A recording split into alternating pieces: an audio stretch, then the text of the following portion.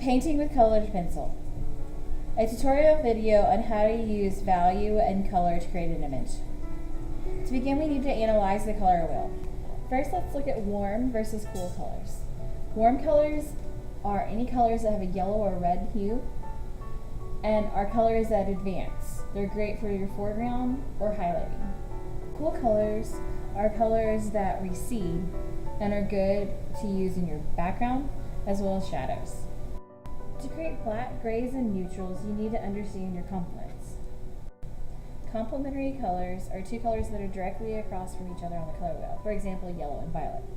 When combining these two colors with equal pressure, you will create a black. For gray, you want to use slightly less pressure and then color over it strongly with white.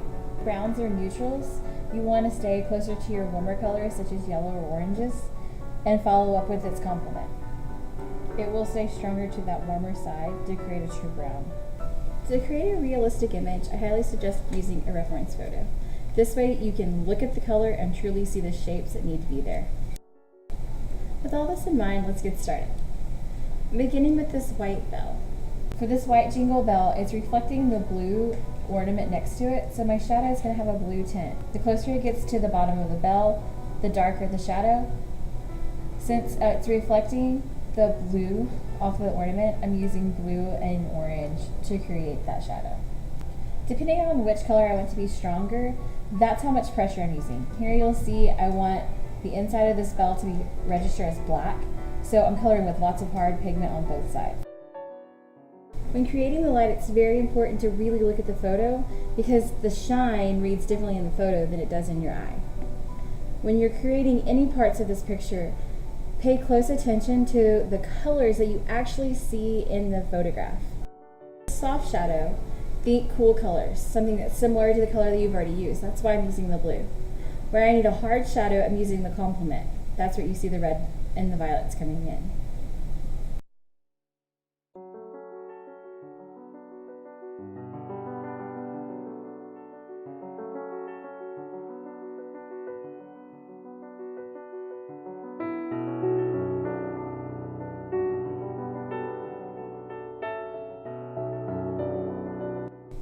Let's start looking at shadows. Here under my bell, I don't want to use blue because that's the color I already used in the shadow of the bell. Instead, I'm going to go with a green, also a cool color, but it's just going to change up the look a little bit. The complement of green is red, so that's how I'll make it look like a shadow instead of just a green chunk of color. Now, to blend these two together, I don't want to make it too dark, too far out, but I also want them to mix well. In order to accomplish this, I'm going to use a colorless blender. A colorless blender is a Prismacolor that doesn't have color in the graphite or the lead, so it's just blending. This helps the color to mix as well as softly fade out without having an abrupt ending. Onto a blue Christmas ornament. Here we have to remember that it's a highly reflective surface, so our colors are going to be very intense, both in highlights as well as shadows. First, let's conquer those highlights. So to begin, I'm kind of leaving some space blank, but also pulling in that blue so it looks realistic.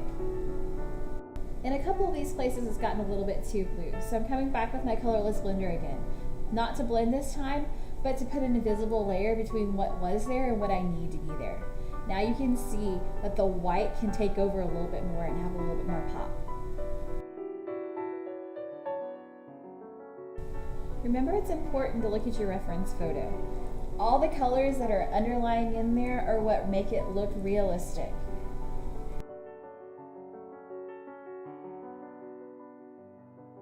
Carefully analyze your image. If any time it becomes a little more neutral and not such a pure color, you should probably consider using the complement of that color.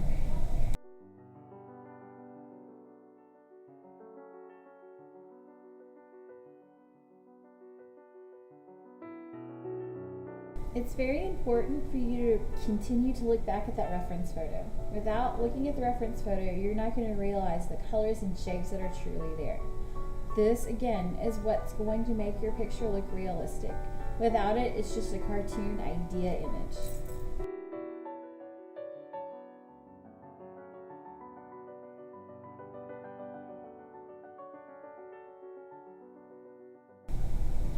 Now I'm working on my poinsettia. This particular leaf is higher in the image than the rest of them, so it's brighter. In order to create that effect, I'm using all warm colors. Instead of just using red, I also used a little bit of orange in the center of the leaf to pull it forward, because remember, warm colors advance, they come towards you. That's how you make that effect. For the details, I'm just using a similar red.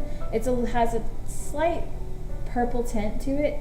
That is what makes it pop against the yellow, but is still close enough to the original red that it doesn't seem too harsh.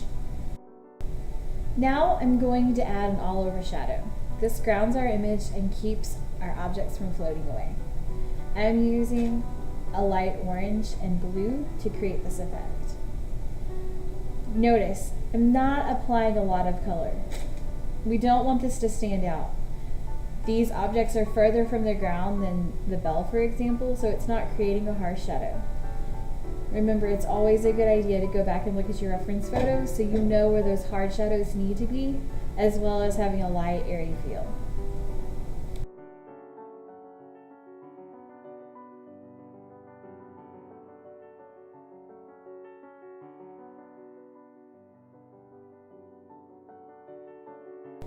To recap, you have to use the color wheel and really know your color to accurately depict what you see. And you need a photograph to really show what's there and not what you think is in your imagination.